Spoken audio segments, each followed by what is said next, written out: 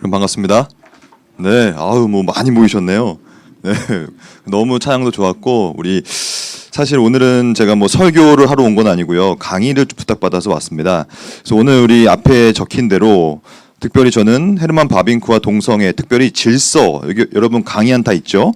강의안을 보시면 제목이 나와 있잖아요. 그 제목을 보니까 질서라는 말이 나와요. 질서. 그러니까 저는 오늘 이 질서에 대해서 좀 말씀을 드리려고 합니다. 그래서 뭐 단순히 그냥 질서가 아니라 신학적 질서라고 하는데, 이 신학적 질서가 얼마나 중요하고, 우리가 사실 죄를 짓는다는 것이 뭐냐면 우리 안에 있는 질서가 깨지는 게 죄거든요. 그것이 이제 시대적 죄고 우리 개인의 죄이기 때문에 오늘은 이 내용, 특별히 동성애라는 것이 여러분 아시다시피 가장 질서를 깨고 있는 거고, 그것들에 대해서 제가 제일로 좋아하는 신학자인데요, 헤르만 바빙크, 이분을 좀 소개시켜 드리면서 강의를 좀 진행하려고 합니다. 그래서 제가 부탁받은 건 한 1시간 정도 받았는데, 여러분들 잘 못 따라오시면 더 빨리 끝내고, 잘 따라오시면 좀 더 하고, 괜찮습니까? 그래서 왜냐하면 뭐 1시간 안에 할 정도의 이게 그게 아니라서 좀 오래 걸릴 수도 있겠지만, 제가 좀 간추려서 여러분들 제가 눈을 딱 보면서 빨리 끝내기를 갈망하시면 빨리 끝내고, 아니면 좀 더 잘 좀 이해하시려고 노력하시는 부분이 있다면 이제 함께 좀 더 해보도록 하겠습니다. 일단 핵심은 뭐냐면, 제가 오늘 좀 필기를 좀 할게요. 그래서 필기를 좀 하면서 오늘 핵심적인 내용을 좀 말씀드리겠습니다. 오늘 여러분들은 딱 3가지만 이해하고 돌아가시면 될 것 같습니다. 그러니까 언제나 우리가 길을 갈 때, 새로운 길을 갈 때 내비게이션을 찍는 게 중요하잖아요. 그러니까 제가 내비게이션 먼저 찍을게요. 오늘 한 1시간에서 1시간 15분 아니면 그 정도 사이에서 마칠 텐데요. 첫째 내비게이션은 헤르만 바빙크라는 분을 좀 이해하는 겁니다. 이분이 누군지를 소개시켜 드리고, 여러분들도 평생 동안에 신학을 갈고 닦아야 하거든요. 그러니까 목사만 갈고 닦으면 안 돼요. 큰일 납니다. 왜냐하면 목사는 어차피 신학을 공부했고 그 신학을 바탕으로 목회를 하는 것이기 때문에. 하지만 여러분들도 목회자와 함께 신학을 연구하지 않으면, 그래서 교회가 망가지고 나라가 망가지고 민족이 망가지는 거예요. 그러니까 그만큼 헤르만 바빙크라는 신학자는 여러분들에게도 좋은 선생님이 될 수 있어요. 굉장히 좋은 분이에요, 이 신학적으로.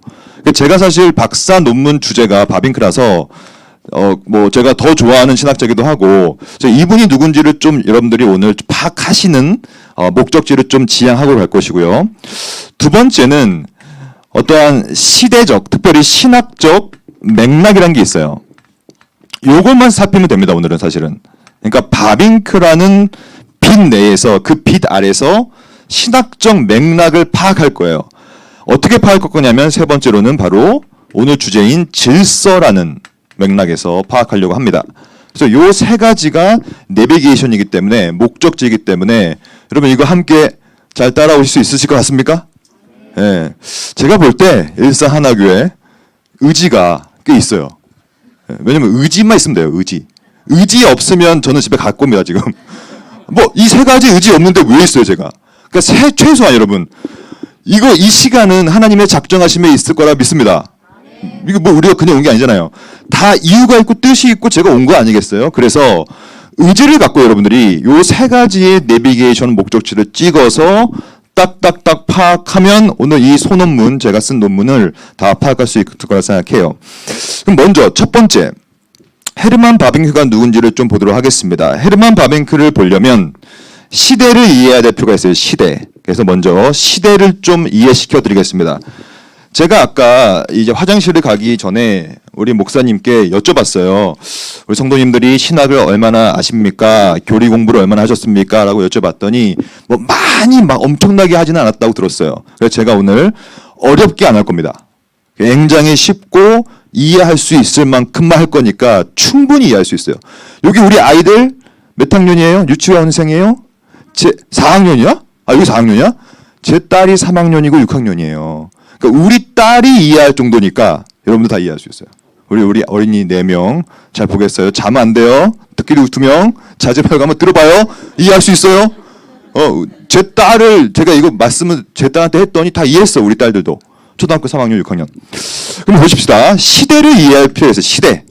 시대를 이해하는 것이 왜 중요하냐면, 헤르만 바빙크도 시대 가운데 태어난 거예요. 여러분들은 21세기라고 하는 대한민국 맥락에서 살아가고 있고, 그러니까 우리는 시대를 벗어날 수가 없어요. 우리 인간은. 그러니까 시대를 알고 시대를 분별하면 좋은 인생을 살게 되는 것입니다. 그래서 이 시대를 보면요. 시대는 여러 가지로 구별할 수 있는데 저는 어떻게 구별하냐면 일단 고대, 초대가 있습니다. 딱 느낌이 올 거예요, 여러분. 이 고대 하면 뭐겠어요, 여러분? 그렇죠. 구약. 나왔어요. 여러분 오늘 좀 질의응답 좀 잘 해주세요. 물어보면 저 혼자 하기는 힘들잖아요. 고대가 구약이면 초대는 그렇죠. 신약이에요. 그래서 이것을 바로 우리는 성경시대라고 불러요. 그러니까 성경시대는 여러분도 아시다시피 아주 옛날부터 왜냐하면 이 구약의 시작이 창세기고 여기가 태초예요. 태초에 하나님이 천지를 창조하시니라 라고 하면서 하이데거라는 신학자가 있어요. 하이데거는 뭐라고 그랬냐면 시간과 공간이 있으면 존재가 있는 것이다. 즉 태초에 하나님이 천지를 만들었다는 얘기는 그 태초의 천지 안에는 시간도 포함되고 이 시간이 요 시대죠. 오늘 시대. 그리고 공간도 포함되기 때문에 성경 시대는요. 뭐 하나님께서 만드신 이 세상 만물을 시작하셨고 쭉 간 거예요. 신약 시대 쭉 가고요. 그 다음에 나머지 중간에 있는 시대는 다 뛰어넘을게요. 이걸 다 하게 되면 내일까지도 못합니다. 여러분들 원하지 않잖아요. 그래서 큰 틀에서만 볼게요. 그 다음에 중세라는 시대가 들어와요. 물론 이 사이에는 뭐가 있냐면 교부 시대도 있고 그 전에는 속사도 시대도 있고 그 전에는 12사도 우리가 알고 있는 사도들이죠. 이러한 시대들이 쫙 있어요. 이러한 시대가 쫙 있었기에 이제 중세라고 하는 큰 시대가 들어오게 됩니다. 이 중세는 무슨 전통, 신학 전통이 강했을까요? 할 수 있어요, 여러분. 다 맞출 수 있어요. 중세는 무슨 전통이에요? 중세. 로마 가톨릭. 그래요. 로마 가톨릭은 다른 말로 하면 천주교예요. 천주교의 시대였다고 보면 돼요. 중세는. 즉 RC라고 부를게요. 오늘은 로만 캐톨릭시즘 RC 로마 가톨릭. 천주교 시대가 굉장히 길었습니다. 중세가요. 시대적으로 굉장히 길어요. 막 500년 이상 어떤 사람은 1000년도 봅니다. 근데 여기서 이제 우리가 여러분 지금까지 집중 안 해도 이제 지금부터 집중하셔야 됩니다. 왜냐? 이것만 따져봐야 신학적 맥락을 파악할 수 있으니까. 자 보세요. 시대적으로 신학적 맥락이 달랐다는 게 핵심이에요. 다시 말씀드릴게요. 시대적으로 우리가 아까 보려고 하는 두 번째 맥락, 신학적 맥락이 시대별로 다릅니다. 그러면 고대 구약, 초대 신약, 속사도, 교부 시대까지만 해도 신학적 맥락이 뭐였냐면 이제 오늘 이걸 잘 배우고 가세요. 객관과 주관이라는 게 있어요. 이거 설명드릴게요. 여러분 요것만 정확히 이해하면 됩니다. 오늘. 객관이 언제나 앞섰던 시대. 즉 그러면 객관은 뭐냐? 객관은 우리 밖을 객관이라고 합니다. 신학에서는. 우리 밖이니까 내 밖에 있는 거니까 이거는 신적인 거예요. 따라해 봅시다. 객관은 우리 밖의 것이며 그러므로 신적인 것이다. 여러분 이거 이해하시겠지? 맞죠? 하시겠죠? 그러니까 객관은 내가 만든 게 아니니까 내가 태어나기 전부터 있었던 것이고 우리 밖에서. 그러니까 신적인 거죠. 그러니까 객관이라는 것이 있고 그러면 주관은 뭐냐면 우리 안이에요. 내 안. 그러므로 이거는 인간적인 거죠. 나로부터 시작하니까. 요 문제입니다. 그래서 고대, 초대, 구약, 신약 시대만 하더라도 예를 들면 구원은 어떻게 받는가 얘기했을 때 구원은 하나님이 우리 밖에 계셨던 하나님이 신적인 은혜, 우리가 아까 찬양했잖아요. 은혜로 여러분 은혜는 객관적인 겁니다. 꼭 기억하세요. 여러분들이 뭘 해도 은혜를 쟁취할 수가 없어요. 근데 많은 사람들은 성령이 오실까 과연 성령님이? 내가 명령한다고 해서 성령이 오십니까? 그건 주관주의적 성령이죠. 절대 경계해야 될 거예요, 우리가. 은혜라는 것은요, 신적인 거기 때문에 전부 다 우리 밖에서 들어옵니다. 그래서 은혜를 우리가 받게 되고 믿음도 마찬가지예요. 많은 사람들은 믿음을 내가 믿으니 주관이라고 생각해요. 여러분, 믿음은 객관적인 거예요, 주관적인 거예요? 지금 좀 헷갈리고 있어. 큰일 났어요, 지금. 자, 봐요. 믿음은 객관적인 겁니까? 주관적인 겁니까? 주관적인 거예요? 많은 사람들은요, 믿음을 주관적인 걸 생각해요. 왜냐하면 내가 믿으니까. 근데 내가 믿는 게 아닙니다. 믿음은 내가 믿는 게 아니라 믿어지는 거예요. 그 수동태잖아요. 믿어진다. 믿어진다는 얘기는 믿음이란 걸 받았기 때문에 믿어지는 거예요. 여러분들이 죽었다 깨어나서 뭔가를 열심히 해보십시오. 믿음이 생기나. 그 믿음은 거짓 믿음이죠. 왜냐, 나로부터 나오니까. 그래서 시대적으로 맥락적으로 봤을 때 언제나 시대는 객관이 앞세워지는가 주관이 앞세워지는 거였어요. 맨날 싸웠죠. 근데 초대교회 같은 경우에 교부도 마찬가지 꽤 괜찮았어요. 왜냐? 계속 객관을 강조하였고 하나님의 말씀을 강조하였고 은혜를 강조하였고 물론 이 구약 백성들이 자꾸 일로 가려고 그랬죠. 주관으로. 그래서 율법을 지키고 행위를 열심히 해나가서 내가 뭔가로 하려고 그랬죠. 그래서 들어온 게 신약에서 이신칭이라는 거 아니겠습니까? 이신칭이는 신, 믿음, 이, 의로서 의, 의롭다, 칭을 받는다, 구원받는다는 뜻이에요. 그래서 율법으로 받는 것이 아니라 믿음으로 받는다. 즉 객관으로 받는다는 얘기를 초대부터 하기 시작했죠. 즉 이때부터 사실은 객관과 주관의 싸움이 있어 왔던 거예요. 그러면 여러분들도 오늘 여러분들의 인생을 왜 사냐면 여러분 죄인의 특성이 뭐냐면 주관이 앞서주는 거예요. 교회가 망가지려면 자기 의가 쩔어 있는 사람들이 모이면 돼요. 죄송한 표현이지만 진짜 왜냐면 저는 자기 의라는 표현을 굉장히 많이 씁니다. 왜냐면 이게 우리가 평생 싸워야 될 거거든요. 내 것, 내 느낌, 내 생각, 내 경험. 나이가 들면 들수록 죄송합니다. 우리 나이 좀 저보다 더 많으신 분들 많은 것 같은데 그런 분일수록 나이가 들면 들수록 뭐가 강해지냐면 이게 강해져요. 왜냐? 경험을 했거든요. 그거 다 제가 해본 겁니다. 그거 안 될 거예요. 시작도 안 하고 안 된 거래. 왜냐? 자기 경험인 거예요. 이게 뭡니까? 다 주관적인 거예요. 우리 일산 하나교회가 하나님 앞에서 거룩한 교회 인정받는 교회가 되기 위해서는요. 싸워야 되는 거예요. 그럼 이 싸움의 증거가 뭐냐? 이게 바로 거듭남이에요. 제가 한 말씀만 드리고 넘어갈게요. 이 거듭남이 있어야만 이 싸움을 하게 됩니다. 그래서 이게 바로 로마서 7장의 가르침이에요. 이 주관은 뭐냐면 옛자라는 표현을 써요. 옛자다. 옛날 자다. 자기를 사랑하고 사랑이 뭐예요? 자기애예요. 자기애. 자기를 사랑하는 게 죄입니다. 주관을 강조한다는 뜻이에요. 이 옛자로 살아갔는데 나중에 거듭남이 완벽한 객관적인 사역이에요. 하나님께서 거듭남이라는 은혜를 그냥 줘버리는 거예요. 우리한테. 무조건적으로. 그러면 우리가 객관이라는 것이 소위 새 자아가 들어오기 시작합니다. 그러면 여러분들 제가 오늘 여러분들이 거듭났는지 안 났는지를 하나 딱 말씀드릴게요. 오늘 여러분들이 만약에 아무런 갈등이 없다. 즉 우리의 인생은요. 오늘 뭐예요? 오늘도 결정하고 선택하고 또 결정할 삶이에요. 오늘도 그래요. 우리는 인생 자체가 결정이에요. 근데 그 결정을 할 때 아무런 고민 없이 나의 생각과 나의 판단과 나의 경험에 근거해서 한다면 옛 자아에서 머물러 있는 거예요. 그럴 수가 없습니다, 여러분. 우리가 거듭나게 되면 우리 안에 믿음이란 것이 들어오고 새로운 체계가 들어와요. 객관적인 체계가. 그래서 매일매일 늘 해왔던 것과 이게 자꾸 걸리는 거예요, 마음에. 새 자아가 들어와 있으니까. 왜냐하면 새 자아는 진리의 체계가 갖고 있고 옛 자아는 사탄의 체계를 갖고 있기 때문에 이게 부딪힐 수밖에 없어요. 그래서 여러분들이 오늘도 아무런 갈등이 없다. 죄송한 얘기지만 거듭남은 없었던 겁니다. 불가능해요. 그러니까 오늘도 내가 뭔가를 결정하고 살아가는데 죄를 또 짓고 있는데 우리는 죄를 안 지을 수 없으니까. 근데 내 안에 부딪힘이 없고 아무런 갈등이 없고 이렇게 된다면 로마 7장에 말하고 있잖아요. 옛 자와 새 자가 만나서 미친 듯이 싸운다.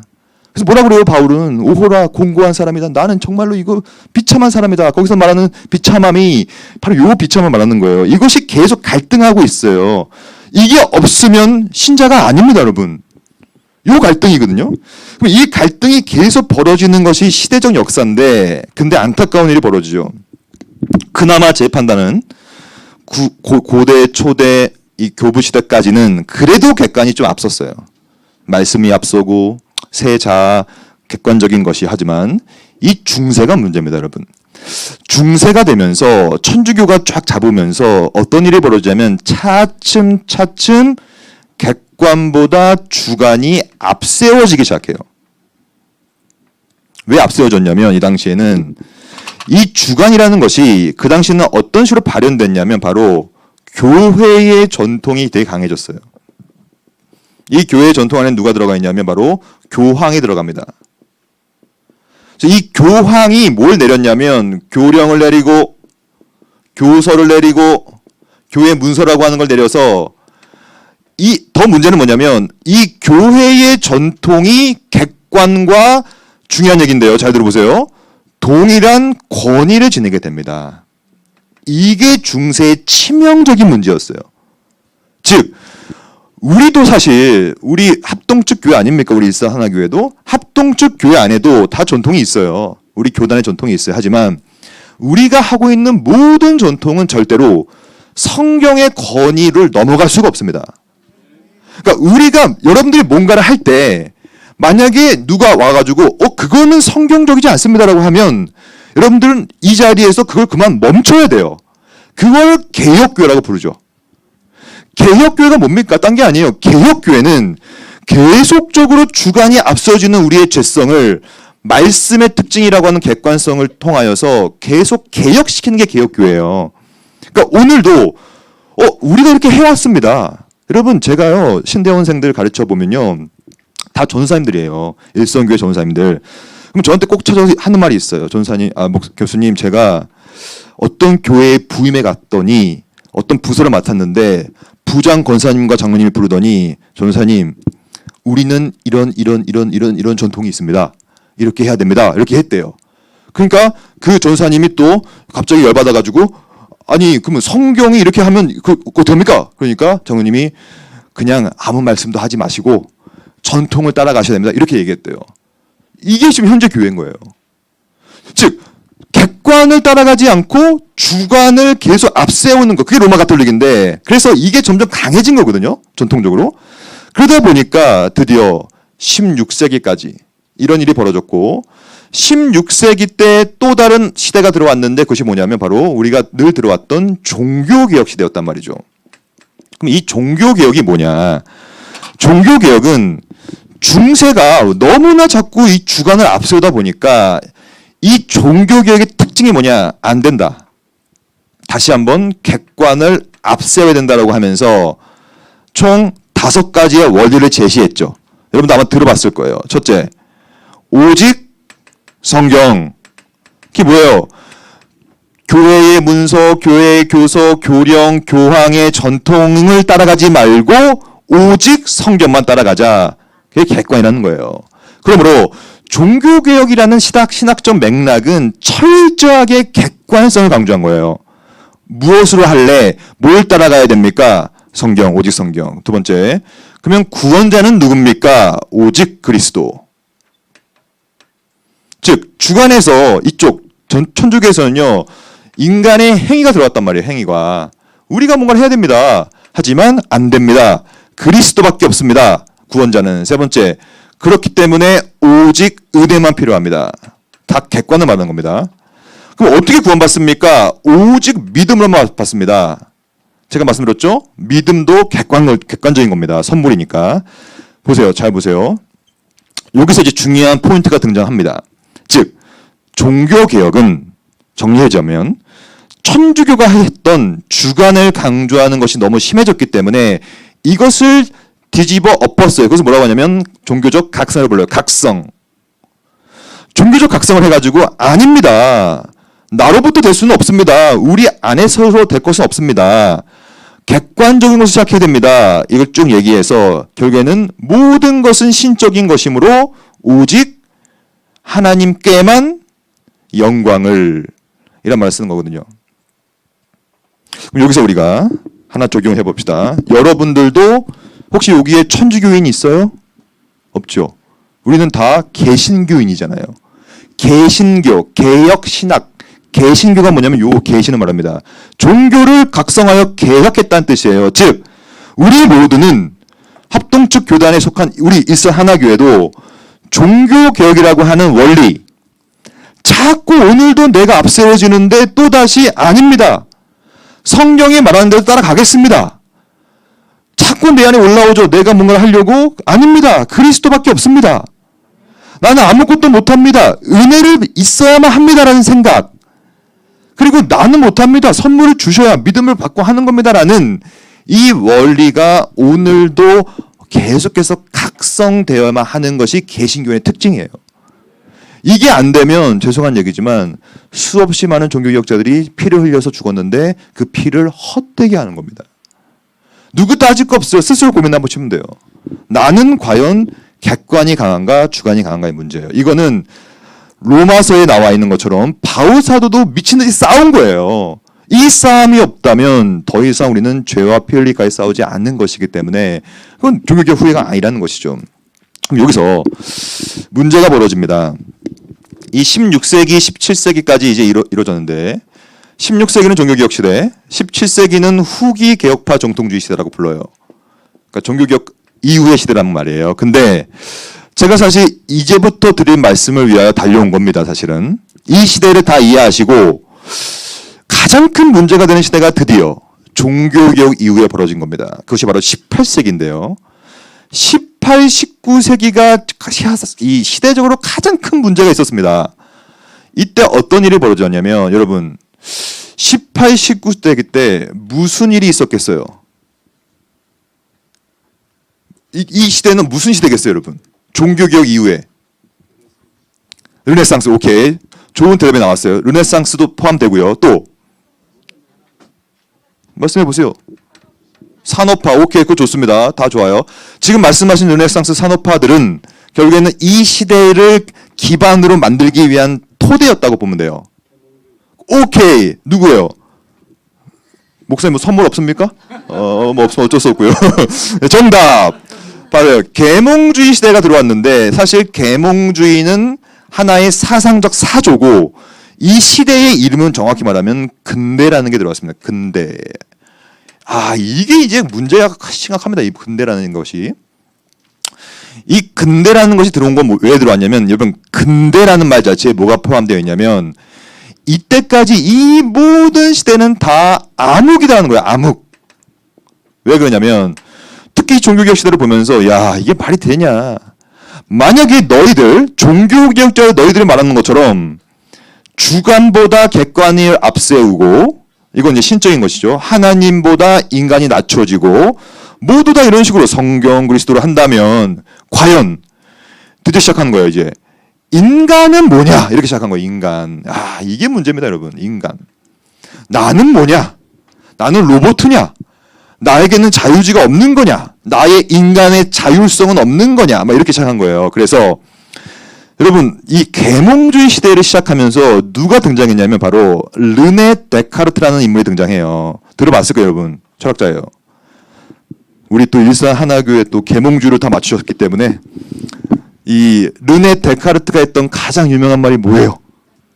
나는 생각한다, 고로 존재한다. 저는 그 데카르트의 말을 들을 때마다 읽을 때마다 흠집흠집 소름이 끼쳐요. 왜냐? 굉장히 위험한 말이거든요. 자 보십시오. 데카르트는 뭘 얘기했냐면 나는 생각한다. 여기서 핵심은 나. 이게 주체성이라고 하는 거예요. 주체성. 즉 이제 내가 주인이다. 이때까지 하나님이 주인이라고 했는데 아니야. 싸그리 없애. 그건 암흑이야. 내가 너희에게 빛을 비춰주리라. 그것이 바로 계몽이란 뜻이에요. 계몽. 계몽 in light. 저기 조명 있죠. 조명 in light. 딱 비춰주는 빛을. 너희는 이때까지 다 속았던 거야. 왜 하나님이 먼저야? 왜 객관이 우선이야? 아니야. 말도 안 돼. 안 되고 너가 존재하는 이유는 왜 존재하냐면 너가 인간이 주체가 되어서 내가 주체적으로 생각하면 그러므로 내가 존재한다는 거야. cogito ergo sum. I think, therefore I am. 내가 생각하면 내가 존재한다. 원래는 내가 생각하든 생각하지 않든 하나님께서 우리에게 생명을 주시면 우리가 존재합니다. 하나님께서 흙으로 만들어서 theopneustos라고 하는 숨을 불어 넣으면, 즉 하나님이 흙으로 사람을 빚어서 생기를 불어 넣은데 생명이 된지라. 그게 객관을 우선시하는 거예요. 왜냐? 우리가 있는 이유가 뭐냐면 객관인 거예요. 하나님인 거예요. 근데 그것을 완벽하게 없애버리고 대역전극이 벌어진 겁니다. 이것을 사상적인 코페르니쿠스 전환이라고 부르죠. 주체가 바뀌어버린 거예요. 그래서 이때 이후로 인간이 우선이 되어서 계몽이 되어서 드디어 객관이 주관보다 약해지는 것이 아니라, 더 안타까운 사실은 근대 이후로 객관이 없어지기 시작했습니다. 이것을 제거해 나가기 시작해요. 그래서 끊임없이 주관을 앞세우는 거예요. 그러면 바로 이 18, 19세기, 특별히 20세기에 들어와서는 이 계몽주의 근대적인 사고방식 때문에 어떠한 신학이 들어오기 시작했냐면 바로 자유주의라는 학파가 들어오기 시작합니다. 이 자유주의라는 게 뭐냐면요, 이 객관을 없애자는 거예요. 없애자. 여러분들은 성경을 읽으면 그리스도의 부활 사건에 대해서 읽으면 그것을 믿으시죠. 예수님께서 부활하셨다는 사실 믿죠. 안 믿으시면 오늘 예배 끝나고 남으세요. 저랑 상담 좀 하게. 이건 다시 한번 우리가 고쳐봐야 될 문제니까. 근데 사실은 요즘 시대의 많은 신학자들은요, 부활을 믿지 않습니다. 저는 깜짝 놀랐어요, 저도. 왜냐하면 제가 학회에 가서, 예를 들면 좀 진보 신학회에 가서 제가 발표를 했었는데 저한테 대뜸 누가 손 들더니, 아니 교수님, 아직도 예수를 부활을 믿어요? 그러더라고요. 믿어야죠. 그거는 상징적인 해석을 해야죠. 역사적으로 그게 어떻게 가능합니까? 이러면서 안 됩니다 막 이러는 거예요, 저한테. 제가 그랬지, 당신이 안 되겠습니다 그랬지. 왜냐면 말도 안 되잖아요. 이게 무슨 말입니까? 지금은요, 신학자는 다 목사님들이에요. 다 목회를 하는 사람들도 많은데, 그분들은 지금 이제 뭐 하고 있냐면 자꾸 근대의 물이 들어가지고 객관, 즉 신적인 것을 하나씩 없애고 있어요. 성경에 나오는 부활, 이적, 그래서 부활, 기적 같은 거 있잖아요. 이것을 싹 다 없애는 것을 비신화화라고 불러요. 그러니까 성경에 나오는 모든 기적과 신화 같은 걸 싹 다 없애야 성경이다. 이렇게 가고 있어요.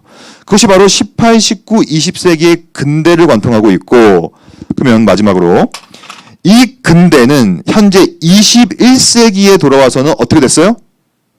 이 근대 이후라고 해서 후 근대라고 하고, 그것을 영어로 하면 포스트 모더니즘이라고 부르는 거예요. 후가 포스트니까 포스트. 근대는 모던주의, 모더니즘. 그러니까 포스트 모더니즘 뭐냐면 가장 위험한 사상인데요. 이거는 오늘 우리의 주제인 모든 질서, 즉 최소한 객관이 있고 하나님이 계시고 최소한 주관, 내가 있다는 사실을까지도 없애버립니다. 그게 포스트 모던이 말하고 있는 해체주의라는 거예요. 해체. 다 해체시켜버려 그냥. 제가 이번 학기에 일반 대학원에서 포스트 모더니즘을 가르치고 있거든요. 제가 좀 더 깊이 봤어요. 정말 위험한 사상이에요. 왜냐? 싹 다 없어요 그냥. 객관 이거 없어. 이 프레임 자체를 없앱니다 그냥. 이게 왜 필요해? 그러니까 여기서는 아무것도 생긴 것이 없어요. 지금 여러분들이야 성경을 알고 믿고 이게 따르고 있지, 이때는 아무도 안 믿어요. 이 프레임 자체를. 여러분들이 이렇게 좀 시대적 정리를 해보면, 제가 오늘 살피려고 하는 헤르만 바빙크는 어디 시대 사람인가? 여러분 어디 시대 사람입니까? 1번 객관식 한번 해보겠습니다. 이게 1번, 여기는 2번, 3번, 근대 4번, 포스트 모던 5번. 1번 손 들어보세요. 1번 사람이다. 2번 시대다. 한 분. 3번 시대다. 하나, 둘, 셋. 3명. 종교적 시대다. 4번 시대다. 하나, 둘, 셋. 다수. 5번 시대다. 오케이. 다수. 4번. 정답. 목사님, 왜 이렇게 수위 높아요, 여기? 완벽하게 맞췄어요. 맞아요. 헤르만 바빙크는요, 정확하게 4번 시대를 살았습니다. 즉, 다시 말씀드리면 헤르만 바빙크는 객관을 없애려고 하는 시대에 살았어요. 그리고 주관을 앞세우려고 노력했던 시대를 살았어요. 그리고 이때까지 있었던 모든 것들을 싸그리 암흑 시대로 칭하고, 우리는 다시 한번 인간 중심으로 가야 된다. 새로운 질서를 만들어 가야 된다라고 하는 사람들과 함께 살면서 싸운 거예요. 그러면 제가 왜 헤르만 바운키 좋아하냐면 그분이 이 싸움을 굉장히 효과적으로 했습니다. 오늘 우리가 이제 논문을 통해 볼 건데 이분이 이 싸움을 기가 막히게 잘했고 굉장히 신학적으로, 성경적으로, 학술적으로, 학문적으로 해버렸고 그럼 이게 왜 중요하냐. 이 시대를 효과적으로 싸웠던 바빙크가 우리가 알아야 되는 이유는 이 시대는 다시 반복되면 그렇습니다. 이러한 시대는 반드시 또 반복돼요. 또다시 중세가 올 겁니다. 제가 볼 때는 이미 왔어요. 물론 우리 일산하나교회는 그렇지 않겠지만 많은 한국 교회에 지금 개신교회인데 로마 캐톨릭 라이징 되고 있어요. 점점점 로마 가톨릭화 되고 있어요. 대형 교회 가보십시오. 담임 목사님과 교황이 뭐가 달라. 정말로. 거의 교황 무류설 입장을 취하고 있는 정도예요. 그러니까 거의 교주가 돼버렸죠. 그런 식으로. 그리고 왜 자꾸 교회 안에 교회의 전통이 깊숙이 들어와서 성경은 A를 말하고 있는데 우리는 이때가 그렇게 해왔습니다. 전사님 그건 아니에요. 우리는 이렇게 해왔어요. 라고 하는 것들이 너무나 많아지고요. 중세 천주교는요. 결국엔 뭡니까? 성도들을 가스라이팅 하는 거예요. 면죄부라는 걸 통하여서. 그래서 죄를 지었습니까? 무슨 죄를 졌어요? 들어봐요. 고백 성서를 통하여.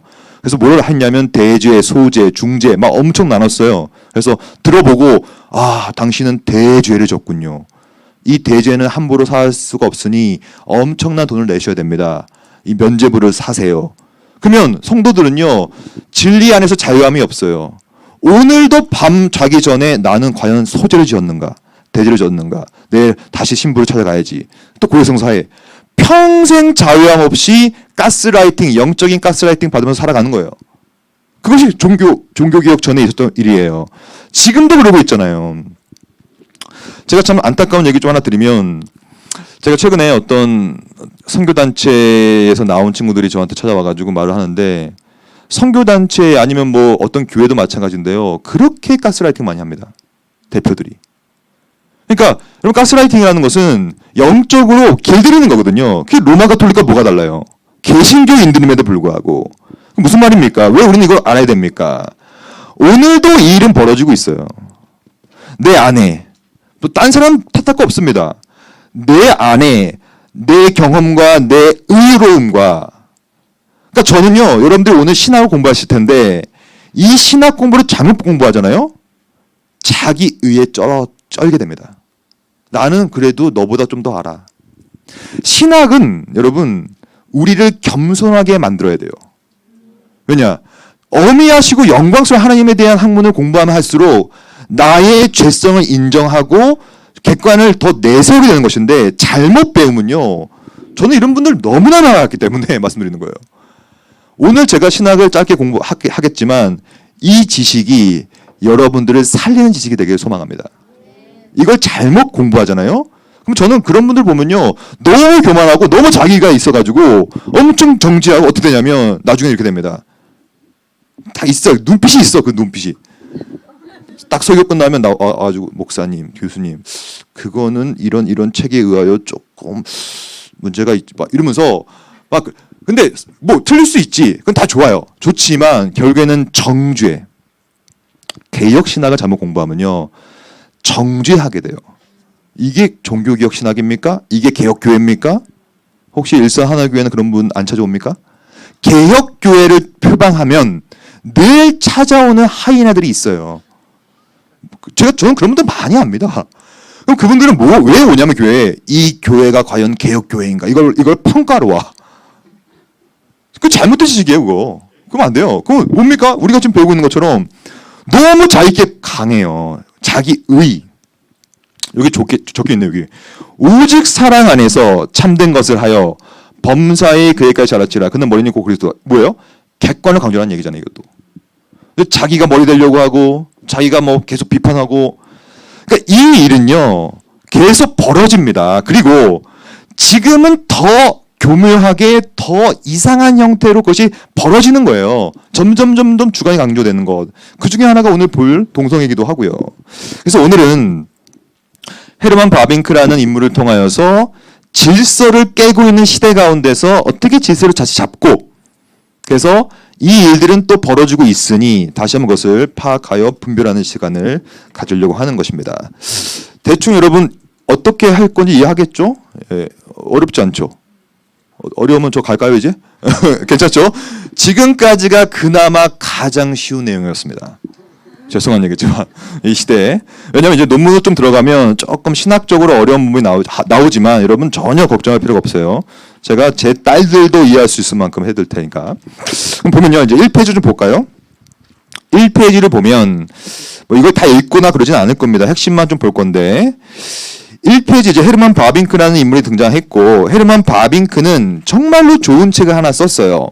그러니까 저는 오늘 우리 교회 와서 좋았던 게 뭐냐면, 그래도 뭐 이렇게 다 대체적으로 젊으신 것 같아가지고 좋은 것 같아요. 젊으신 분들이 많아서 최소한 여러분들이 죽기 전에 개혁교의학, 두 번째 줄에 보면 개혁교의학이라는 책이 있어요. 이 책을 여러분들이 소화하기 전까지는 돌아가시지 마시기 바랍니다. 그러니까 이거 왜냐하면 이 책은 되게 어려운 책이에요. 그래서 한 번 읽으면 이해가 안 갈 거예요. 그러니까 이것을 성경과 개혁교의학을 딱 옆에 두고 평생을 이것을 이해하려고 노력하는 거죠. 왜냐하면 개혁교의학이라는 책은요, 제가 파악하기로는 4권짜리 이제 책인데요, 정말로 신학적으로 가장 깊이가 있는 책이에요. 그러니까 이 정도를 이해하려면 그냥 이해할 수가 없어요. 그래서 계속 공부하고 성경을 함께 공부해야만 이것을 이해할 수 있는 것인데, 근데 이 개혁파 교의학을 쓴 이유가 뭐냐면 바로 신학적으로 이제 정확한 이 질서를 잡기 위함이거든요. 넘겨볼까요? 이 페이지로. 이 페이지 넘겨보면 저는 이 논문의 핵심은 뭐냐면 바로 이 페이지의 4번째 줄부터 보겠습니다. 이 동성애 문제를 조금 보려고 해요. 이 동성애라는 것은 이 객관과 주관의 관계성을 봤을 때 질서를 깨버리는 거거든요. 즉 하나님께서 주신 창조 질서, 성에 대한 질서, 그 기본적인 질서 아닙니까? 그 질서를 주관이 앞세워져서 깨는 것이기 때문에 저는 4번째 줄, 바빙크는 물론 자신의 저술들 가운데서 동성애 문제를 직접적으로 다루지는 않아요. 근데 저는 아까 제가 소개시켜드렸던 개혁교의학이라는 하는 그 교본, 조신학 교본을 통하여서 그러면 바빙크는 어떤 식으로 이것을 얘기했을까라고 한번 생각해 보는 것이죠. 그것이 이제 본고의 목적이고요. 그래서 순서는 이 페이지의 3번째 문단에 보면 본고의 진행 순서를 좀 보겠습니다. 내비게이션 찍겠습니다. 먼저 개혁교의학이라는 책에서 드러난 질서에 대한 바빙크의 입장을 조망할 것입니다.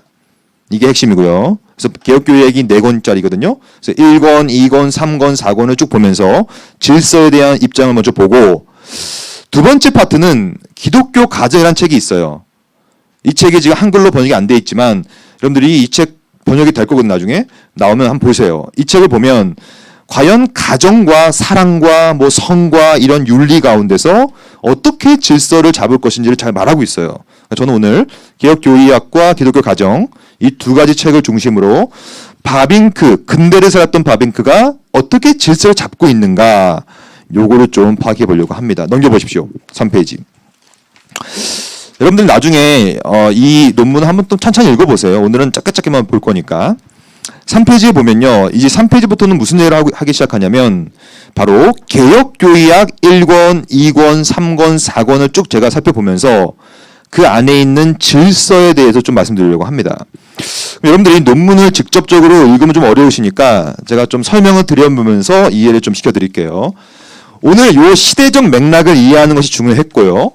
그 다음에 하나 더 중요한 건 뭐냐면 제가 지금부터 설명드릴 내용입니다.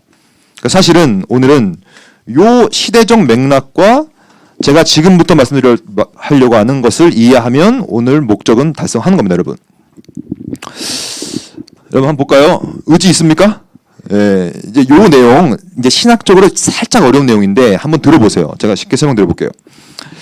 일단 하나님은 어떻게 표현할 수 있냐면 하나님을 그림을 그릴 수는 없어요. 하나님을 영이시기 때문에. 하지만 삼위일체로 그릴 수 있습니다.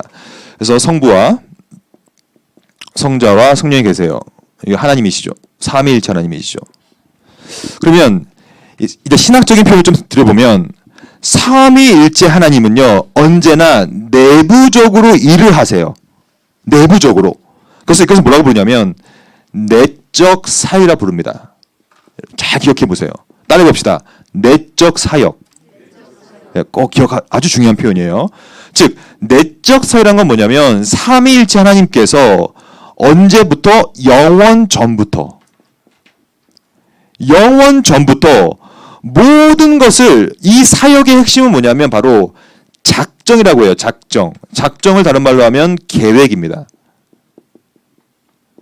그래서 하나님은 그냥 하시는 분이 아니에요. 뭐 랜덤한 형식으로 하는 게 아니라 모든 일을 영원 전부터 성부와 성자와 성령께서 서로 간에 의논을 하셔서 모든 일을 계획하고 작정합니다. 이거 여러분 어렵지 않잖아요. 우리가 늘 알고 있는 내용 아닙니까? 표현만 이렇게 쓸 뿐이에요. 그래서 모든 일. 그럼 제가 질문 하나 하겠습니다. 오늘 이 시간에 우리가 이 내용을 보고 있는데 이거 왜 우리가 이걸 하고 있을까요? 우리가 지금? 이거에 의하면 하나님께서 영원 전에 이때 우리가 요 공부를 하게 될 것을 이미 계획하고 작정하셨기 때문에 일이 벌어지는 거 아니겠습니까? 무슨 말이겠죠? 그래서 이거 쉽게 말하면 이 내적 사역을 정확히 이해하면 어떻게 이해할 수 있겠냐면 하나님은요 그러므로 절대로 놀라지 않아요. 그러니까 하나님은요 너가 왜 천국에 왔어? 이게 하나님이야 이게? 너 왜 지옥에 있어? 막 되게 놀라시는 거야. 이게 하나님입니까? 불가능하잖아요. 하나님은 놀라지 않아. 왜냐하면 하나님은 모든 것을 이미 다 삼위일체 안에서 작정했기 때문에 놀랄 수가 없어요. 이걸 내적 사역을 불러요. 그래서 이것을 라틴어로 하면 오페라. 오페라라는 것은 일이고 오페라 데이 하나님의 일인데 어디를 향하냐면 ad intra라고 써요. ad intra는 toward inside 안으로 들어간다는 얘기예요. 성부, 성자, 성령 안에서 계획하신다. 제일 중요한 개념입니다. 신학에서. 모든 일은 전부 다 하나님의 내적 사역에 근거하신다. 근데 여기서 하지만 이 내적 사역은 내적 사역 안에만 머무르지 않습니다. 하나님의 내적 사역은 반드시 그 밖에서 바뀌니까 그것을 뭐라 부르냐면 외적 사역을 불러요. 외적 사역은 하나님 밖에서 이 성부와 성자와 성령의 내적인 사역에 근거해서 성부, 성자, 성령의 계획, 영원적 계획의 토대를 두고 벌어지는 일이 외적 사역이에요. 그래서 이거는 뭐냐면 바로 시간과 공간에서 만물 안에서 만물의 영장이라고 하는 인간들 우리 안에서 벌어지고 있는 모든 일을 전부 다 외적 사역, 즉 오페라 데이 하나님의 일인데 아르 엑스트라죠. 이제는 밖으로 나가니까 toward outside 밖으로 나가요. 이렇게. 그러니까 하나님의 모든 것들은 머물러 있지 않고 밖으로 나가요. 그 첫 번째 외적 사역이 뭐겠어요, 여러분? 이거 한번 10초 드릴 테니까 생각해 보세요. 하나님께서 처음으로 하신 외적 사역은 뭐겠어요, 그러면? 누가 말했어요? 손 한번 들어보세요. 예, 제가 우리 학교였으면 내가 선물 줄 건데 내가 뭐가 안 갖고 왔네 오늘. 예, 정말 잘 맞췄어요. 창조예요, 창조. 여러분, 왜 이 땅은 창조되었습니까? 왜? 그냥 뚝딱 만들어진 거예요? 아니잖아요. 창조를 했다는 얘기는 반드시 외적 사역에서 벌어진 얘기이기 때문에 하나님께서 다 작정하고 계획한 거예요. 그래서 뭐가 들어있냐면 잘 보세요. 이게 중요한 내용이에요. 그러면 이 근거라는 것은 무슨 표현이냐면 바로 이 땅에서 벌어지는 모든 일들은 전부 다 하나님의 본성과 하나님의 속성에 근거한다는 뜻이에요. 너무 중요한 얘기인데 이거 지금 이거 아무도 지금 감격을 안 하고 계신데 이게 진짜 감격적인 말이거든요. 이게 왜 감격적인가 설명드릴 거예요. 그래서 보세요. 창조가 우리 자매님이 말씀하신 것처럼 최초의 외적 사역이라면 이 창조 안에는 뭐가 서려 있겠어요? 그렇죠. 그 말이에요. 하나님의 본성과 속성이 서려 있을 수밖에 없어요. 그래서 우리 이거 맞추신 자매님 맞죠? 이때까지 제일 좋았던 여행지가 어디였어요? 최고 좋았던 여행지. 스위스. 스위스 가면 뭐 엄청 광대한 그 맞죠? 그 봤죠? 뭐 봤어요? 난 봤는데 있어요 그런 게. 막 광대고 엄청 이뻐 막 그냥 다. 왜 이쁩니까? 왜 스위스는 이쁩니까? 이분이 아름다우시니까. 그러니까 창조를 했다는 것은 창조가 있다는 얘기는 반드시 창조주가 있다는 뜻이에요. 이게 내적 사역이에요. 그래서 이 땅이 왜 아름답냐면 저는요 저도 높은 산에 자주 올라갔었는데 예전에 올라가면 뭘 느끼냐면 광대함을 느낄 수밖에 없어. 왜 광대하냐면 이분이 광대한 분이니까. 그 얘기예요. 그래서 이 창조 안에는 그분의 본성과 속성이 서려 있는데 저는 그 모든 걸 다 그만하고 하나만 말씀드릴게요. 오늘 개념이에요. 이 창조 안에는 본성과 속성이 들어있는데 그 중에 대표적인 게 뭐냐면 질서란 말이에요. 질서. 그러니까 이 땅이라는 이 창조 세계 안에는 반드시 신적인 질서가 서려 있을 수밖에 없어요. 그리고 이 질서는 불변합니다. 왜 그러냐면 그 이유가 다 이것 때문에 그래요. 이분의 본성이 뭐냐면 불변성이에요. 바뀌지 않아 이분은. 불변하신 분이고 이분은 질서가 있으시고 규모가 있는 분이기 때문에 그분이 만든 창조 원리는 전부 다 질서가 있고 불변합니다. 그럼 죄는 뭐냐? 죄는 이 가운데 있는 요 다리를 깨는 게 죄입니다. 그러니까 이 땅에 서려 있는 모든 하나님의 본성과 속성에 역행하는 모든 것이 다 죄예요. 즉 내적 사역과 외적 사역은 신학적으로 굉장히 유기적으로 연결되어 있어야 돼요. 근데 이게 깨져 있는 것이 다 죄고 왜 그러냐? 태초에 창세기 3장에 너희는 그거 선악과 먹으면 안 된다라고 하는 정확한 명령을 받았죠. 근데 유혹이 들어봅니다. 먹어도 돼, 먹어도 돼. 하나님처럼 될 거야. 그 시작. 하나님 같이 될 거야. 라는 얘기.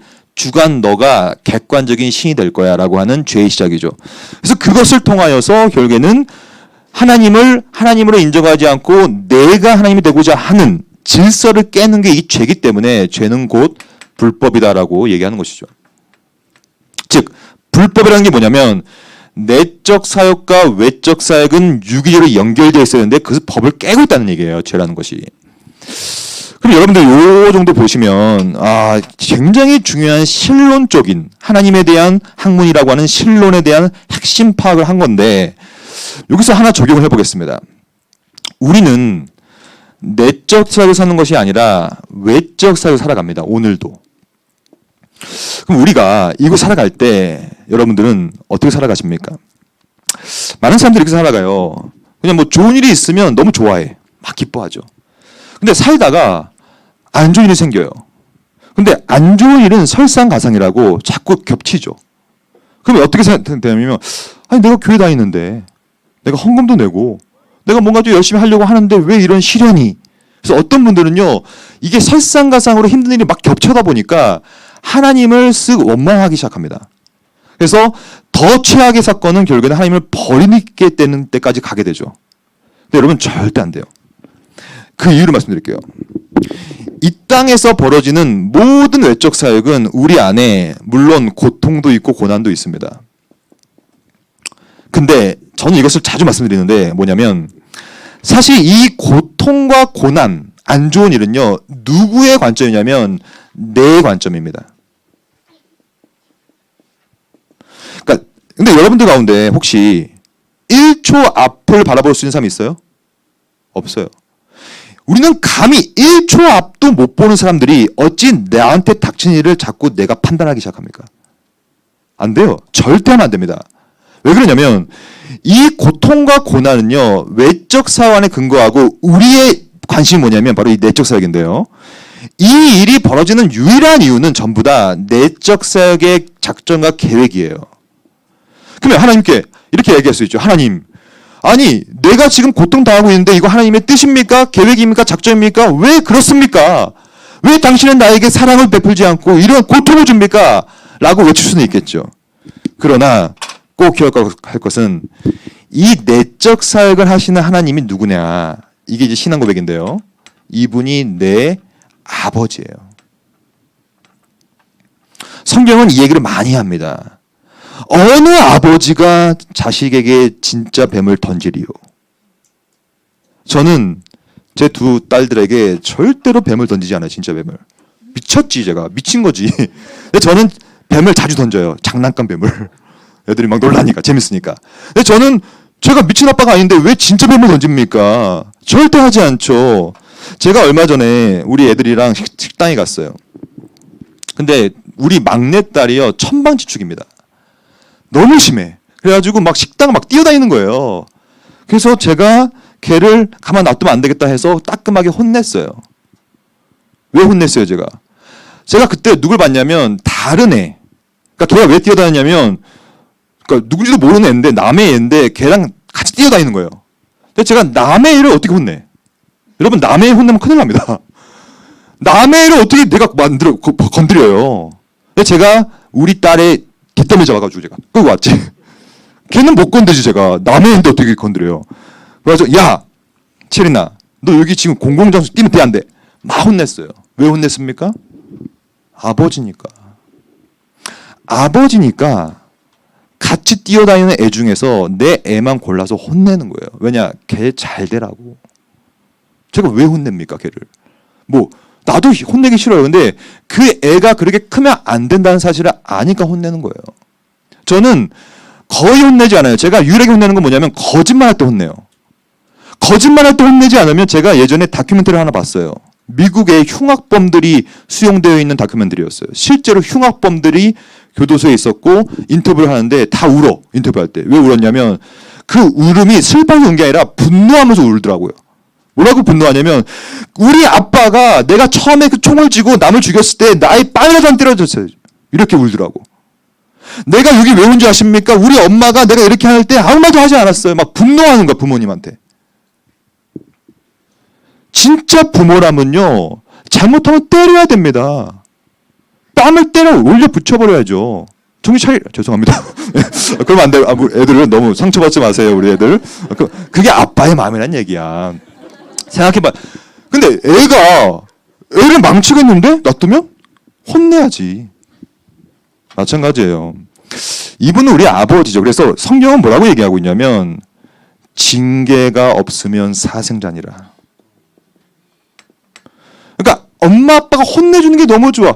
사실은 혼내짐을 받지 못하는 아이들이 고아입니다. 걔들 얼마나 진짜 안타까워 사실. 그러니까 아버지는요 우리를 위하여 살리기 위하여 징계를 하시는 거거든요.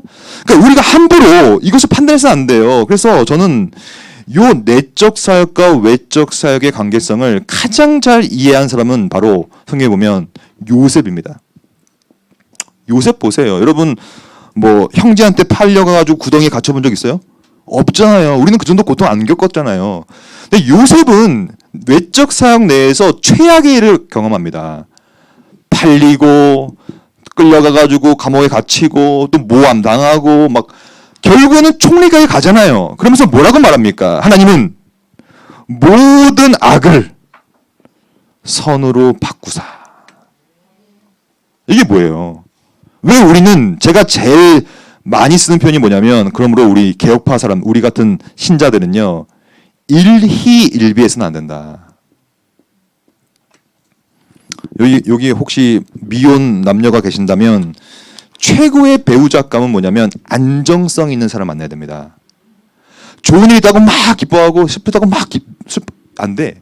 일희일비해서 안 돼요. 일희일비하지 않는 유일한 방식은 바로 모든 우리의 외적 사역 가운데서 하나님의 내적 사역을 묵상하는 거예요. 왜 이 일이 벌어졌을까? 아, 하나님의 우리 아버지의 나를 살리기 위한 그 뜻이겠지. 이게 하나님의 작전을 묵상하는 거예요. 그것이 없으면 우리는 소망이 없습니다. 종교개혁 신학이 이게 핵심이에요. 즉, 늘 들어봤을 거예요. 하나님의 절대 주권 사상. 이게 절대 주권이에요. 여러분 너무 일희일비하지 마세요. 하나님께서 어떻게 그 악을 손으로 갚을지 몰라요. 요셉을 보십시오. 그런 일이 벌어지고 있고요. 분명한 사실을 우리는 고백합니다. 사도신경 고백합니다. 전능하사 천지를 만드신 하나님 아버지를 내가 믿사오며. 감히 우리가 어떻게 이렇게 판단하고 있습니까? 판단해서는 안 돼요. 하지만 오늘은 이 내용 가운데서 특별히 외적 사역 가운데서 서려 있는 하나님의 질서에 대한 얘기를 바빙크를 통해 들어볼 거고요. 딱 이 프레임을 가지고 이 논문을 접근하시면 딱 다 이해될 거예요. 그러면 하나씩 보겠습니다. 3페이지부터. 이 내용을 근거로 한번 보시면 이해가 가능합니다.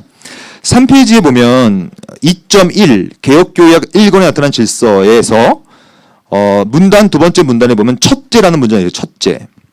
제가 읽어볼게요. 첫째, 바빙크는 자연과 기적을 대비하는 맥락 속에서 뭘 얘기하냐면 자연의 확고한 질서에 대한 언급을 하게 돼요.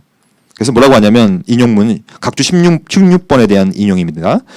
구약은 천지에 적용되고 주의 작정 가운데 확정된 자연의 확고한 질서. 제가 여기다 적어놨던 것을 그대로 말하고 있죠. 다시 볼까요? 주의 작정 가운데 이것을 내적 사유라 부르는 것이죠. 무슨 말인지 알겠죠? 주의 작정, 여기 적어놨잖아요. 내적 사역, 작정. 하나님은 모든 것을 주의 작정 가운데 만들어 주셨고 이미 확정되어 있어요. 바뀔 수가 없어요. 하나님을 자꾸 이렇게 바꾸지 않거든요. 그것을 바로 근데 그 다음에 보면 주의 작정 가운데 확정된 자연의 확고한 이 자연의 확고한 질서는 내적 사역이에요, 외적 사역이에요? 외적 사역을 말하는 것이죠. 그러니까 이 땅에서 모든 것은 그 근거가 내적 사역이므로 이미 질서 가운데 있다는 얘기를 하고 있으면서 3페이지 밑에서 두 번째 줄을 보시면 바빙크는 네덜란드 신학자였기 때문에 네덜란드어로 책을 썼어요. 그래서 네덜란드어 중에 동사 중에 파스틀리언이라는 동사가 있는데 그 동사의 뜻이 뭐냐면 정해져 있다는 뜻이에요. 정해져 있다. 그러니까 이미 이 땅에 있는 모든 질서는 내적 사역에 근거하여 정해져 있다라는 얘기를 하고 있는 것이고요. 넘겨볼까요? 4페이지. 4페이지에 보면 이제 둘째가 나와요. 둘째. 둘째에서는 바빙크는 뭐라고 말하고 있냐면 피조 세계의 질서를 말하고 있는데 그 피조물 안에는 뭐가 있냐? 단일성, 척도, 질서. 오늘 주제죠. 질서, 수효, 방법, 정도, 종류가 있다라고 얘기합니다. 그래서 이 중간에 보면 볼록 인용이 있죠. 인용문. 거기 보면 좀 읽어볼게요. 처음에. 이 모든 요소들과 능력들이 그 타고난 법칙들과 더불어라는 말이 등장해요. 이 타고난 법칙도 바로 하나님의 내적 사역에 근거합니다. 그러니까 하나님의 내적 사역 자체가 그분의 본성과 속성이 타고난 법칙이 있는 거예요. 그래서 그 밑에 표현을 보면요. 이 인용문을 주목할 표현은 타고난 법칙들, 하나님의 계획과 다스림, 통일과 조화, 단 하나의 목적 전부 다 하나님의 내적 사역에 근거한다. 그러면 셋째 볼까요? 4페이지 맨 밑에 셋째는 똑같은 형식으로 도덕적 질서를 말하고 있어요. 사실 오늘 주제와 연결되는 거 있는 것이죠. 동성의 문제는 정확한 도덕적 질서의 문제인데 맨 밑에 있는 인용문을 볼까요? 일반 계시, 여기서 나왔는 일반 계시는 뭐냐면 외적 사역을 뜻합니다.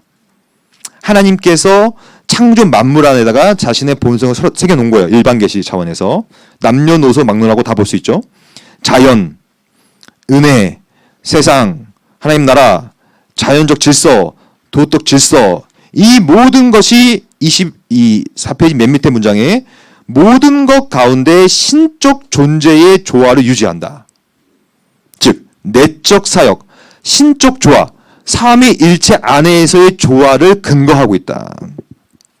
넘겨보겠습니다. 5페이지. 그러면 5페이지 보면 세 번째 문단부터 볼게요. 논의를 요약하겠습니다. 지금까지 논의를. 첫 번째 개혁교약 1권에서는 신학 서론적 차원에서의 질서를 말하고 있어요. 우리가 지금 배우고 있는 내용이 신학 서론이에요. 내적, 외적 사역. 바빙크는 개혁교약 1권에서 이것에 대해서 말하고 있는데 뭘 말하고 있냐면 자연의 확고한 질서, 피조 세계의 질서, 도덕적 질서가 어디서부터 나오냐? 바로 하나님의 본성에서 나온다는 얘기를 지금 하고 있다는 얘기예요. 여러분들 이 책을 읽어보시면 이런 내용을 이해할 수 있을 겁니다. 그러면 오늘 주제인 동성애로 적용시켜 봅시다. 동성애는요, 잘 아시다시피 순리를 영리로 바꾸는 것이거든요. 기본적으로 자연의 확고한 질서가 깨지는 것이고 피조 세계의 질서가 깨지는 것이며 도덕적 질서가 깨지는 거기 때문에 이것은 무질서한 거죠. 그러므로 이는 제가 아무리 생각해도 이거는 하나님의 생각을 실현하는 방식이 아닙니다. 그 이유를 이렇게 바비크가 얘기하죠. 역사라는 것은 외적 사역입니다. 역사라는 외적 사역은 바로 내적 사역이라고 하는 하나님의 생각을 실현한 것이다. 그러니까 자기 피조물에 대한 하나님의 작정의 결과다. 오늘 이 배운 내용이 다 들어가 있죠. 그 안에는 하나님의 통일성, 하나님의 경로, 질서, 계획이 다 들어가 있기 때문에 결국에는 동성애라든지 이 땅에 있는 죄라든지 모든 것들은 전부 다 요 관계성을 깨는 것이다.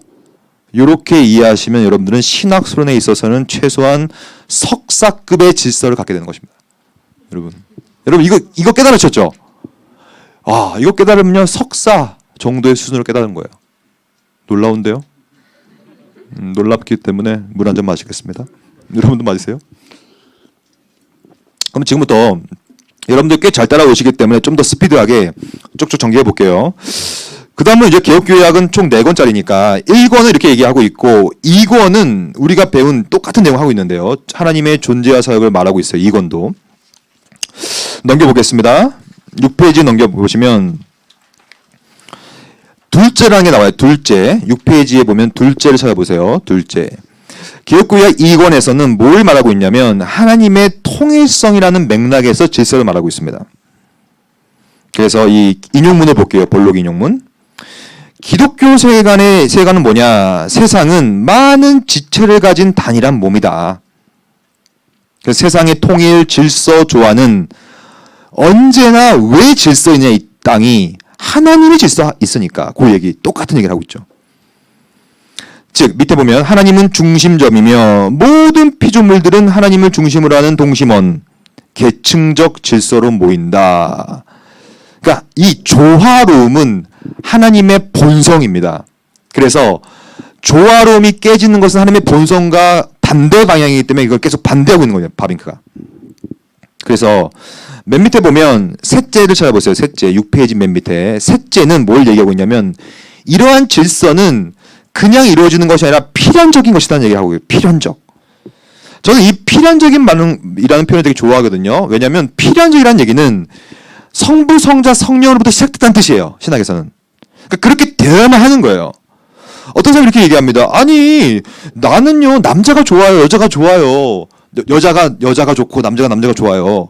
그건 내 끌림이에요. 안 돼요. 그러니까 필연적으로는 안 되는 건. 왜냐? 모든 질서는 필연적 질서, 즉 하나님의 속성으로부터 시작되기 때문에 그렇게 되어야만 합니다. 그래서 저는 어떻게 생각하냐면 저도 사실 동성애 관련된 그런 그 상담들을 좀 하는데 왜냐면 학교에 이제 그런 뭐 관련된 사람들이 있어서 그럼 들어보면 저는 공감하지 않습니다. 공감은 필요 없어요. 제가 볼 때. 그냥 선포해야 돼. 그게 우리가 해야 될 유일한 책무예요. 왜냐하면 이게 설득하고 공감하기 시작하면요. 이게 걷잡을 수 없게 이게 논점이 흐려져요. 그래서 분명하게 질서에 대한 얘기를 하고 이거는 필연성이라는 표현 안에는 뭐가 들어가 있냐면 선포라는 것이 들어가 있어요. 여러분 생각해 보세요. 어떤 사람이 이렇게 생각해요. 아니 기독교는 너무 배타적입니다. 왜 예수만 믿어야 됩니까? 왜 성경만 봐야 됩니까? 왜 유일한 중보자는 그리스도입니까? 라고 외칠 때 막 우리한테 뭐라고 할 때 막 거기 타협하면 안 돼요. 아유 그래요. 그리고 요즘 시대랑 좀 안 맞죠. 이런 게 아니라 아닙니다. 주 예수 그리스도밖에는 없습니다라는 필연성을 선포하는 성향이 필요한 거예요. 이건 선포의 개념이라는 얘기죠. 여기 나와 있어요. 필연적 질서. 그러니까 우리가 뭘 건드릴 수 없는 내용인 거예요. 필연적인 거니까. 6페이지 맨 밑에 보면 본록 인용문을 볼까요? 기독교적 입장의 유일한 필연적 질서는 왜 필연적이냐? 지혜롭고 전능하며 사랑이 풍성한 넘겨보시면 하나님의 뜻이다. 내적 증거란 얘기예요. 내적 사유란 뜻이죠. 그러니까 이것은 나중에 드러나게 될 것처럼 피조 세계에 인과관계가 존재한다. 우리가 배운 것처럼 모든 외적 사역은 결과고 그 원인은 내적 사유란 말이죠. 인과율이 있고 확고한 법칙이 있다라는 얘기를 하기 때문에 그래서 이 7페이지 이제 본록 인용문 밑에 문장을 보면 바빙크는 이러한 것을 필연적 질서라고 매기했고 필연이라는 말은 본성과도 같은 말이에요. 그러니까 하나님은 본성적으로 이렇게 하기 때문에 그렇다는 걸 선포할 뿐이에요. 우리는 그 외에는 뭐 할 말이 없어요. 어차피 안 들을 거니까. 제가 참 좋아하는 문장이 등장했는데요. 각주 30번에 대한 문장이거든요. 7페이지 중간쯤에 있습니다. 네덜란드와 함께 있죠. 보면 찾아보세요. 하나님은 모든 피조물이 위반하지 말아야 할 하나의 질서와 법칙을 주었다. 이거는 필연적인 겁니다. 그러니까 누가 깰 수도 없는 거예요. 이건 필연적으로 존재한다. 그럼 논의를 요약해 보겠습니다. 그 다음 문단. 신론을 다루고 있는 개혁교회 이건이야말로 질서에 대한 의미를 여러 가지로 얘기하고 있는데, 우리가 본 것처럼 하나님의 속성, 하나님의 통일성 내의 질서, 하나님의 뜻의 필연적 질서의 맥락에서 이걸 다뤄야 된다라고 얘기하면서 동성애 사항과 연결시켜 보면 질서와 통일성 가운데 존재하시는 하나님의 본성, 그 본성에 근거한 하나님의 필연적 질서 가운데서 바라보면 동성애는 이것은 뭐 당연히 그렇지 않다는 사실이 그냥 크게 어렵지 않게 드러난다라는 얘기를 제가 좀 말씀을 드렸고요. 그리고 다음에는 3권을 보겠습니다. 3권은 어떠한 내용이냐면 3권은 인간론과 기독론을 다룹니다. 기독론은 예수님에 대한 학문이라는 뜻이에요. 8페이지 넘겨봅시다. 저는 이 8페이지부터가 이제 우리가 오늘 볼 핵심이에요. 왜냐하면 동성애라는 것도 그렇고 죄라는 것이 뭐라고 얘기하고 있냐면 바로 질서가 파괴된 게 죄다라는 얘기를 하기 시작합니다. 그래서 8페이지 위에서 하나, 둘, 셋, 넷, 다섯, 여섯 번째 줄에부터 나오는 인용문을 보겠습니다. 아우구스티누스라고 하는 교부가 있는데 교부의 말을 인용하면서 죄를 뭐라고 평가하냐면 죄는 질서 가운데 있는 그림자다. 그러니까 죄는 그림자예요. 그리고 파격 어법과 파격 구문이고 뭔가 이게 질서를 파괴시키고 있다는 얘기죠. 그래서 밑에 보면 전체적인 아름다움과 조화를 드높이기 위해 이러한 여러 가지 반지가 있는 것인데, 그러면 그 다음 문단을 읽어보시면요. 신학자들의 이름이 등장하죠. 토마스 아퀴나스, 장키우스, 폴라누스, 부카누스 다 신학자들의 이름인데요. 죄를 뭐라고 묘사했냐면 신학자들은 단순한 순수한 결여가 아니라 정당한 질서가 결여된 행동이다. 지금 우리가 배우고 있는 내용이죠. 즉 질서, 내적 사역과 외적 사이에 있는 이 질서가 깨지면 다 죄예요, 여러분. 그리고 그 질서의 깨짐은 굉장히 능동적인 겁니다. 능동적인 결여다. 여러분들이 이거 하나 짚고 넘어갑시다. 죄는 되게 끔찍한 거예요. 왜 그러냐면 죄는요, 의지적으로 능동적으로 하나님의 법을 의도적으로 어기는 거예요. 오늘도. 왜냐하면 여러분과 저는요, 하나님의 법이라고 하는 성경을 알고 있잖아요. 그래서 성경 말씀을 알고 있어요. 그래서 양심의 법과 하나님의 법이 우리에게 계속 말을 걸어요. 그거 하면 안 되잖아. 안 되는 거 너 알고 있잖아. 근데도 우리는 그 아는 것을 의도적으로 거부해버리고 능동적으로 죄를 짓는 거예요. 우리는 오늘도. 능동적으로, 즉 아담과 하와가 했던 일을 오늘도 우리는 반복하고 있는 거예요. 그게 죄입니다. 질서를 계속 깨고 있는 것이죠. 그러면 죄를 뭐라고 부르냐? 8페이지 맨 밑에 보면 인용문이 있는데요. 읽겠습니다. 인간의 모든 죄는 하나님으로부터 등을 돌리는 것이다. 그러니까 오늘도 여러분들은 죄를 짓기 때문에 등을 돌려요, 하나님한테. 불순종하고 반항하고 또 무질서, 아나키, 무질서, 질서가 없음, 불법. 죄는 자신에게 결코 만족하지 않기 때문에 피조물에게 향하고 우상숭배, 교만, 자아추구 다 뭐예요? 우리가 배운 대로 주관이에요. 주관. 나, 주관, 자아. 근데 여기서 바벤크가 주목하고 있는 하나 표현이 있어요. 제가 이 표현을 좀 제가 꽂혔거든요. 굉장히 좋은 표현. 즉 주관은 결국에는 어디까지 나아가냐면 육체적 감성으로 나아간다고 말하고 있어요. 야, 이 표현을 제가 딱 보자마자 너무 좋았어요, 저도. 왜냐면 이 육체적 감성이라고 번역된 이 표현은 네덜란드어로는 지넬레크 헤이트인데 이 뜻은 이 밑에 나와 있어요. 육체적 감각, 유욕, 육감성, 욕감성, 지각, 감정들을 표현하는 것인데요. 그러니까 바빙크는 뭐라고 얘기하고 있냐면 이 질서가 깨질 때 어떤 식으로 나오냐면 반영되냐면 바로 육체적 감성으로 나간다는 거예요. 그러니까 여러분과 저도 똑같아요. 우리가 왜 죄 짓습니까? 다 육체적 감정 때문에 짓는 거예요. 거의 대부분. 뭐 지성적으로, 이성적으로 죄는 게 아니에요. 다 육체적 감성에 이끌려서 죄를 짓게 되는 거거든요. 그것이 뭐가 되었든. 그 얘기를 정확히 지금 지적하고 있죠. 저는 이걸 읽으면서 육체적 감성으로만 탐닉하게 되는 것이 동성애거든요, 결국엔. 딴 게 없어요. 그리고 둘째, 9페이지 중간에 보면 둘째가 나오면서 법적 질서와 도덕적 질서에 대한 얘기를 하면서 아까 제가 설명드렸던 요 내용을 지금 말하고 있는 거예요. 내적사, 외적사요. 넘겨봅시다. 10페이지. 논의를 요약하겠습니다. 10페이지 보면 바빙크는 개혁교약 3권에서도 이제 질서에 대한 말을 하고 있으며 특별히 죄와 연결시키고 있어요. 죄를 질서의 결여, 질서의 파괴, 질서 속에 있는 그림자, 질서 속에 있는 반제로 이해하고 있고요.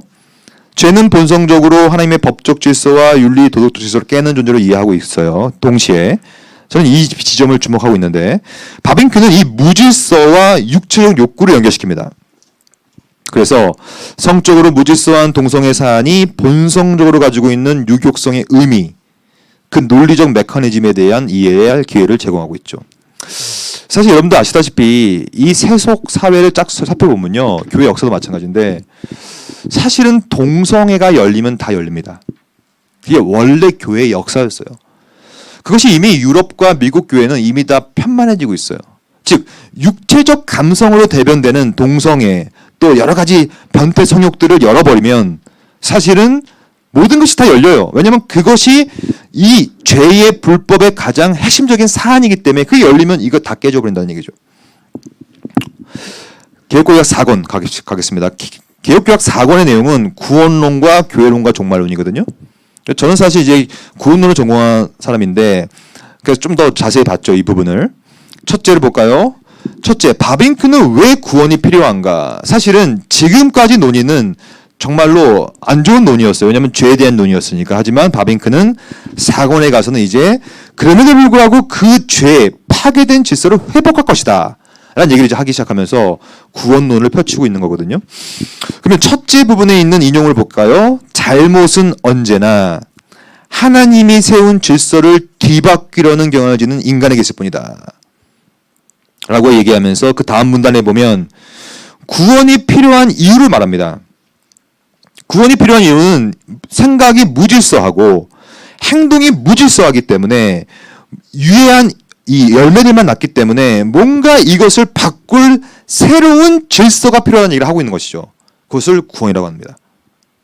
그래서 여러분, 구원은 하나님께서 압도적인 은혜로 우리 안에 있는 죄에 대한 질서를 바꿔주지 않으면 절대로 이게 회복이 될 수가 없어요. 그러니까 내가 뭘 해도 안 돼요. 그냥 거듭남이라고 하는 객관성이 들어와 버려야 돼요. 신적인 것이. 그 얘기를 지금 하고 있는 거예요. 넘겨봅시다. 11페이지. 그래서 11페이지에 보면 둘째가 있어요. 찾아보세요. 두 번째 문단에 보면 둘째. 바빙크는 둘째에서 개혁교약 4권에서 질서의 회복으로서의 구원을 말하고 있는 거예요.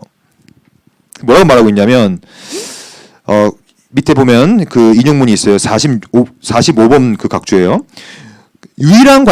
바울의 유일한 관심은 기독교 신앙이 자연적인 삶의 질서를 깨트리는 것이 아니라 오히려 확정하고 거룩하게 하는 것이다. 저는 이것이 바로 여러분들의 소망이 돼야 된다. 그럼 이거 어떻게 할 수 있느냐? 뭐 제가 여러분들한테 뭐 어디 나가서 뭐 하라고 그런 게 아니라 여러분들이 오늘 여러분들 인생 가운데, 여러분들 개인적인 삶 가운데서 내적과 외적 사이의 이 유기적인 연결을 깨버리고 있는 죄와 오늘도 한번 싸워본다면, 그래서 싸워서 또 한 번쯤 성령과 더불어 이긴다면 그것을 통하여서 삶의 질서가 깨트려진 것이 오히려 이제 확정되고 거룩하게 되는 하나님의 외적 사역의 하나의 내가 도구가 될 수 있다는 얘기예요. 도구가. 이 일을 하라는 얘기죠, 우리가. 이게 바로 이게 뭐라고 하냐면 성화라고 불러요. 구원에서는. 저는 보세요. 저는 이렇게 생각해요. 여러분들이 어디 뭘 막 액티비스트가 되라는 얘기 아니에요. 막 행동주의자가 돼가지고 그것도 할 수 있어요. 근데 진짜 중요한 건 뭐냐면 여러분들의 개인의 삶이에요. 여러분, 제가 하나 우려하고 있는 게 있어요. 뭐냐면 앞에서 서서 이끌어가는 사람일수록 훨씬 더 도덕적으로 순결해야 합니다. 훨씬 더 질서가 잡혀 있어야 돼요. 그렇지 않으면 그 밑에 따라간 사람 다 망치고 모든 것을 다 무너뜨려요. 무슨 얘기를 하고 있습니까? 개인의 성화가 더 우선인 거예요. 사회의 변화, 내가 변화하는데 어떻게 사회가 변화돼? 하지 마시기 바랍니다. 내가 아직 성화가 안 됐어요. 내가 아직 질서가 안 잡혔어. 내가 아직 이거 다 깨어있는 상태야. 근데 뭘 해요? 하지 마세요, 제발. 그것 때문에 기독교가 욕먹는 거고, 그것 때문에 사회가 더 우리 기독교를 개독교라고 욕을 하는 겁니다. 그 얘기를 하고 있는 거예요, 지금. 바빙크가. 11페이지 중간에. 보세요. 11페이지 중간에 보면, 기독교의 구원은 행위로 받는 것이 아니라 신앙함으로 받습니다. 기독교 신앙은 신비로운 것도 아니에요. 초자연스러운 것도 아니에요. 기독교 신앙은 너무 신비하고 신령해서 자연적인 삶의 질서를 깨트리는 것도 아닙니다. 여러분들은 오늘 일상을 살아야 해요. 저는 예전에 과거에요. 기도원을 정말 많이 다녔어요. 여러분 기도원에 올라가잖아요. 그러면 직장 버리고 학교 버리고 사람들 다 버리고 가족 버리고 거기 올라와서 사는 사람들이 있어요. 하루 종일 기도만 합니다. 그분들과 얘기해 보세요. 뭘 느껴요? 이상함을 느낍니다. 진짜 이상해. 일상이 없이 신령한 기도만 하는 사람들은 진짜 이상합니다. 안 돼요. 절대 안 돼요. 참된 기독교인은요. 일상에서 하나님의 영광을 드러내는 거예요. 그래서 진짜 신자는요. 믿지 않는 사람들에게 봤을 때 매력을 줘야 돼요. 매력. 저는 이게 핵심을 봐요. 여러분들 매력적인 사람입니까? 매력적이어야 돼요. 매력. 일상 그래서 이렇게 돼야 되는 거야. 와, 저 사람은 진짜 근데 알고 보니까 예수를 믿는 사람이었어? 여기 있잖아요. 근데 반대가 되면 안 돼. 그럼 그렇지. 예수 믿을 줄 알았다 저 사람. 진짜 기독교일 줄 알았어. 안 돼요, 여러분. 일상을 살아야 돼. 일상을. 여기 나와 있잖아요. 기독교 신앙은 너무 신비롭고 신령하지 않습니다, 여러분. 자연적인 삶의 질서를 더 확정시켜가는 것이 우리의 삶이 되어야 되는 거예요. 오히려 기독교 신앙은 자연적인 삶의 질서를 확정하고 거룩하게 만드는데 이것이 구원입니다. 바빙크는 고정하다, 단단히 매다, 증명하다, 확인하다, 유효로 선언하다라는 뜻을 지닌 네덜란드어 베베스톤을 사용하죠. 그래서 여러분들의 개인의 삶을 그 삶으로 이 내적 외적의 관계성을 확증하라는 얘기예요. 이게 안 되는데 우리가 나가서 뭘 데모합니까? 아무것도 안 먹히죠. 동성애도 마찬가지죠. 동성애는 자연적 삶의 질서를 깨트리는 것이 아니라, 그러니까 만약에 동성애가 자연적 삶의 질서를 깨트리는 것이 아니라 오히려 그것을 확정하고 그렇게 만든다면 그건 기독교 신앙이에요. 근데 과연 그렇지 않잖아요. 그래서 저는 아무리 생각해도 이러한 질서가 깨지는 것은 결국에는 기독교 신앙과는 반대로 가는 것이 아닐까 생각이 드는 것입니다. 그리고 셋째를 볼까요? 이게 이제 마지막 내용인데요. 셋째, 기독교약 4권 교회론은 교회의 질서를 말하고 있는데 교회의 권세는 말씀과 성례의 봉사, 권징의 시험으로 끝나는 것이 아니라 언제나 교회는 질서를 위해서 움직여야 됩니다. 질서. 그 제가 아까 우리 성경 구절에서도 고린도전서 14장을 같이 읽었잖아요. 모든 것을 품위 있게 하고 질서 있게 하라. 저는 우리 교회가 우리 일사 하나교회도 품위와 질서를 유지했으면 좋겠어요. 이 품위와 질서는요. 어디서 오게 되냐면 바로 성부, 성자, 성령께서 질서가 있으시고 품위가 있는 분이에요. 그러니까 이분을 우리가 본성과 속성을 따라가다 보면 우리도 그 안에 질서가 잡히게 되는 거거든요. 그 얘기를 하고 있죠. 넘겨봅시다. 12페이지. 바빙크는 교회 안의 질서를 품위, 평화, 건덕과 연결시킵니다. 그리스도의 교회 안에서 모든 일은 반드시 품위 있게, 질서를 따라 평화롭게 건덕을 세우도록 지내게 해야 해요. 저는 이렇게 생각해요. 저는 이제 학교에서 지금 이번 학기에 기독교 윤리학도 가르치고 있는데 그 기독교 윤리학의 개념 중에 정말 중요한 게 뭐냐면 자유예요. 자유. 여러분들은 뭐든지 다 할 수 있습니다. 성경 나와요. 모든 것을 다 할 수 있다. 우리는 다 가하다. 근데 다 덕을 세우는 건 아니에요. 다 유익한 것도 아니에요. 진리는 우리에게 자유 줍니다. 뭐래 상관없어요. 다 할 수 있지만 만약에 한 명이라도 실족하면 연장에다 두고 들어가십시오. 그게 뭡니까? 건덕을 세우라는 얘기죠. 즉 질서와 평화와 품위와 건덕이 없는 것은 하나님의 질서와 평화와 이런 것을 깨는 거기 때문에 그건 죄입니다. 이걸 잘 생각해 봐야 돼요. 즉 방종과 자율은 한 끗 차이입니다, 여러분. 우리는 다 모든 걸 할 수 있어요. 근데 다 질서와 품위와 이 건덕 가운데 해야 된다라는 얘기를 하고 있는 것이고요. 논의를 요약하겠습니다. 결국에는 개혁교약 4권은 구원이 필요한 이유, 질서의 회복, 교회 질서라는 차원에서 말하고 있고요. 구원이 왜 필요하냐? 지금도 무질서함이 가득하니까. 그래서 이 구원의 결과는 이 무질서한 이 체계가 굉장히 질서 있는 채로 거듭나게 될 것입니다. 더 중요한 사실은 이 질서 있는 체계로 거듭나게 될 이것이 새하늘과 새 땅이 나오는 것인데 이곳에는 오늘 질서 있는 자가 들어가게 될 것입니다. 내일은 없어요. 왜 내일은 없는 줄 아세요? 지금 오시면 어떡할 거예요, 주님이. 복음은 굉장히 긴급한 것입니다, 여러분. 아, 저 좀 연애 좀 하고 뭐 좀 취업 좀 하고 이직 좀 하고 안 돼요. 오늘 오시면 어떡할 거야? 지금 오시면 어떡할 겁니까? 지금 내가 이 질서가 깨져 있는 상태, 거듭남이 없는 상태는 이건 최악인 거예요, 최악. 지금 오실 수 있으니까 주님이 언제 오실지 모르니까. 그러니까 앞으로 질서 있는 체계가 올 때 현재 오늘 나의 일상을 살아야 됩니다. 질서 있는 상태로. 이 원리를 동성애로 적용시켜 보면 결국에는 만약에 동성애를 통하여 개인의 구원이 흔들리거나 더 무너지게 된다면 또한 교회의 품위, 평화, 건덕, 질서가 무너지게 된다면 이거는 분명하게 내적 사학과는 반대이기 때문에 우리가 받아들일 수 없다라고 생각이 들고요. 아, 죄송합니다. 여러분들 너무 잘 들어주셔가지고 시간이 좀 많이 지났지만 이제 마지막 챕터만 좀 보고 마칠 건데요. 여러분 죄송합니다. 시간이 많이 됐네 보니까. 여러분들 워낙 잘 들어주셔가지고 제가 이제 빨리 좀 스피드하게 전개하고 마칠 건데요. 이제 하나만 더 보고 마칠 거예요. 이때가 우리는 개혁 교의학이라고 하는 책을 통하여서 질서에 대한 개념을 봤고요. 이것을 바빙크는 어떻게 적용하고 있나를 특별히 기독교 가정이라는 책에서 잘 전개하고 있거든요. 총 4가지의 핵심 사상이 나오고 있는데요. 13페이지 볼까요? 그래서 이 질서라는 개념 위에서 토대 위에서 바빙크는 가정에 대해서 이제 잘 말을 하고 있어요. 그래서 13페이지 보면 성적 구별이 나오는데요. 이건 뭐냐면 하나님께서는 자신의 모양과 모습대로 만드셨고 뭘 만들었냐면 구별된 성별인 남자와 여자. 저도 최근 얼마 전에 차별금지법에 대한 제가 이제 발표를 하나 했는데 차별금지법을 제가 쭉 잘 읽어보니까 말이 안 되는 법이에요. 그거. 왜냐? 남자와 여자 사이에 분류할 수 없는 성을 집어넣어 버렸어요. 그건 불가능합니다. 제가 볼 때. 그러니까 성경에 하나님께서 질서 있는 성경 가운데 이 근거, 성경이라는 맥락에서 우리는 준 건데 성경은 남자 여 외에는 없어요. 그것은 불변한 질서란 말이죠. 근데 그 사이에 뭐 이상을 집어넣는 건 다 잘못된 겁니다. 바빙크는 이 책에서 정확히 말하죠. 이 13페이지 중간에 보면 인용문이 나오는데요.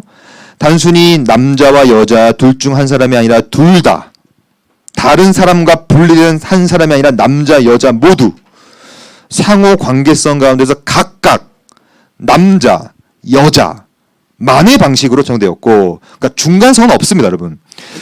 각각 특별한 영역 속에서 하나님의 형상으로 창조되었으며 둘 다의 모습을 드러내고 있다라는 개념을 성적 구별, 남성과 여성의 구별에 대해서 정확히 말하고 있어요. 넘겨볼까요? 14페이지. 그리고 우리가 지금까지 배운 것처럼 왜 남자와 여자만 있는가? 우리가 배웠잖아요. 내적 사역이 그렇게 얘기하고 있기 때문이다 라고 밖에 말할 수 없죠. 바빙크도 그 얘기를 하고 있어요. 신적 기원이다 라고 얘기하고 있죠. 읽어볼까요? 바빙크는 감히 우리 같은 인간이 남자와 여자라고 하는 구별을 깨트릴 수 없다고 생각했는데 그 이유는 이거는 인간들이 만든 게 아니에요. 후천적으로. 오히려 하나님께서 제정하신 신적 기원성을 지니고 있기 때문이다. 이렇게 말하고 있죠. 하나님은 인간의 창조지시고 동시에 성과 성의 다름도 창조하셨다. 그 밑에 보면 또 나오죠. 인용문이. 그러므로 그 누구도 이런 성의 다름을 자기 고유의 정체성인지 아니면 다른 사람의 정체성인지에 대해서 오해할 수 없다. 이는 하나님의 뜻이고 본성에 근거한다. 즉 다시 말씀드리지만 내적 사역이라는 질서에 근거한다는 얘기를 하고 있는 것이죠. 그래서 이 중간에 보면 본록 인용에 보면 두 번째 문장에 보면 이텔렉체 표기하는 거 남자와 여자 둘 다 하나님의 손길로부터 왔으니 선하다라고 하면서 아까 말씀드렸던 선한 아버지로부터 나온 모든 것은 다 선한 겁니다. 그래서 모든 것은 하늘의 좋은 것의 은사의 아버지부터 오기 때문에 그런 얘기를 하고 있는 것이고요. 세 번째, 그러므로 이 책의 핵심은 기독교 가정과 결혼이기 때문에 세 번째, 한 남자와 한 여자 사이의 결혼을 강조하기 시작합니다. 15페이지 가볼까요? 넘겨보세요. 이 책은 결국에는 결혼에 대한 책이거든요. 이렇게 말하고 있어요. 볼록 인용. 이러한 종류의 교제는 오직 남자와 여자라고 하는 둘 사이에서만 가능하다. 태초부터 결혼은 일부 일처제였다. 하나님께서 만드셨다는 얘기예요. 한 남자와 한 여자 사이의 결혼이다. 아예 딱딱 말했어요. 한 남자, 한 여자, 부정관사를 썼죠. 하나의 남자, 여자. 그 외에는 인간적인 권위를 통해서는 절대 깨질 수가 없다라고 얘기하면서 그 다음 문장에 보면 하나님은 인용문 남자와 여자를 창조하신 분이고 결혼은 제정하신 분이고 결혼은 신성하게 만드신 분이다. 그러니까 저는 사실 동성애 자체도 정말 큰 문제지만 그보다 더 파급적인 문제는 뭐냐면 바로 동성혼이에요. 혼. 왜냐하면 동성애는 자기가 육체적으로 그냥 그 쾌락을 느끼고 끝나는 건데 동성혼이 만나지면 만나질수록요 결혼과 양육과 이런 게 없어져 버리는 거예요. 도저히 결혼할 수 그러니까 결혼은 있지만 그 다음에 보게 될 자녀 출산과 양육이 불가능하기 때문에 안 된다는 얘기를 지금 이제 바비크 하고 있죠. 마지막으로 3.4에 보면 자녀 출산 및 양육에 대한 얘기를 하고 있는데 15페이지 끝에 이제 인용문을 보겠습니다. 태어난 각 아이는 동성혼으로는 절대 아이가 태어날 수 없죠. 그래서 태어난 각 아이, 남자와 여자의 결혼을 통하여 교제의 열매이며 신적인 축복인데 여기서 삼위일체와 좀 연결시키고 있어요. 일체 속에서의 남편과 아내의 둘됨이 아이를 만든다. 그러니까 그러니까 남자 여자의 관계를 통해서만 나오게 되는 것이죠. 아버지, 어머니, 자녀는 하나의 영혼이고 하나의 육체고 하나의 한 형상이고 그래서 삼중적인 다양성이라는 말을 썼어요. 삼중적인 다양성, 함께 연합하고 조화로운 통일성. 여기서 삼중적인 다양성, 연합, 조화로운 통일성 딱 뭐가 떠올라요? 그렇죠. 삼위일체가 떠오르게 되는 것이죠. 그러니까 우리가 남자와 여자가 만나서 아이를 낳고 가정을 이루는 것은 외적 사회 영역이기 때문에 그것은 삼위일체라고 하는 분명히 이분은 그래도 뭐 임신 출산 문제는 없지만 이 하나님이시니까 근데 여기서 비롯된다는 얘기를 하고 있는 것이죠. 삼중적인 다양성이라는 표현을 통하여 넘겨보겠습니다. 16페이지. 그래서 이 모든 내용을 좀 실천적으로 고쳐라고 좀 마무리할 건데요. 여러분들이 지금까지 내용을 잘 이해했다고 저거 믿고 제가 볼 때는 97% 이해했어요, 여러분. 맞죠? 정확하죠? 네, 97%. 여러분 저는 강의를 워낙 많이 해서 느낌이 와요. 딱 97%. 몇 분이 약간 힘들어하셨는데 괜찮아요. 몇 분 좀 피곤하셨는데 괜찮아요. 97% 아주 좋아요. 근데 우리가 오늘 이 배운 내용을 머리에만 남기면 큰일 납니다, 여러분. 모든 신학은 반드시 실천적 고찰을 하고 끝나야 돼요. 그럼 오늘 논의는 왜 중요한가? 자, 보십시다. 16페이지 맨 밑에서 세 번째 줄부터 봅시다. 어떤 사람들은 이렇게 자꾸 기독교적인 불변의 원리, 질서들을 말하면 다 싫어해요. 왜냐? 요즘 사람들은 다 윤리적 자유와 행위적 자유를 지나치게 강조하기 때문에 그것은 안 된다 이렇게 얘기하죠. 하지만 제가 아까 말씀드린 것처럼 성경은 말하죠.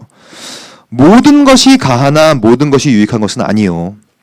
모든 것이 가하나 모든 것이 덕을 세우는 것은 아니니 누구든지 자기의 유익을 구하지 말고 남의 유익을 구하라. 딱 이 구절로 우리는 모든 윤리적 사안에 대해서 평가 가능해요.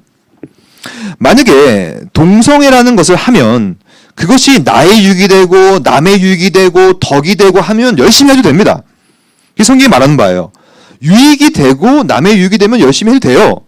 근데 그게 아니라면 제고해야 합니다. 그게 성경이 가르침이에요. 만약 그것이 유익하지 않거나 덕을 세우는 것이 아니라면 반드시 제고해 봐야 합니다.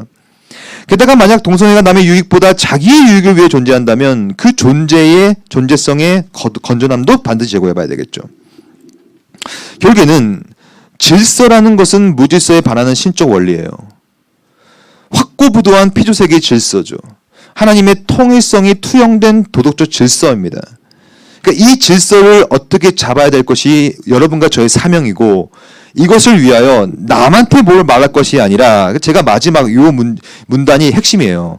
17페이지 중간에 나가는 말 바로 위에 결국에는 오늘 우리가 배운 내용은 개혁교의학과 기독교 가정에 담긴 논의를 통해 동성애를 비평하고 비판하는 거 이거 1차적인 거예요. 그게 중요하지 않아요, 제가 볼 때. 오히려 더 중요한 건 뭐냐?